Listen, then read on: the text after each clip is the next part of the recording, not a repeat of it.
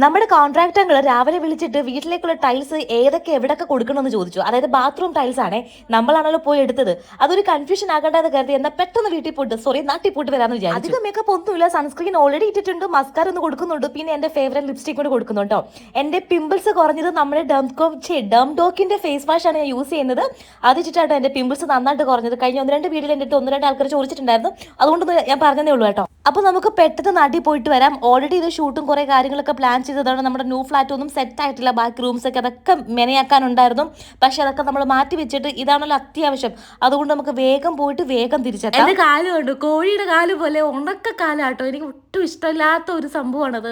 Maximum ഞാൻ വണ്ണം വയ്ക്കാൻ നോക്കുന്നുണ്ട്, പക്ഷെ ഓരോ ദിവസം കൂടുന്തോറും മെലിഞ്ഞാണ് വരുന്നത്. അതെന്താണെന്ന് എനിക്ക് അറിയത്തില്ല കേട്ടോ. നമ്മളങ്ങനെ ഒറിയും കൂടെ കൂട്ടി കേട്ടോ, കാരണം അവന് കുറച്ച് പനിയുടെ ലക്ഷണങ്ങളുണ്ട്. അങ്ങനെ നമ്മൾ നാട്ടിൽ വന്നിരിക്കുകയാണ്.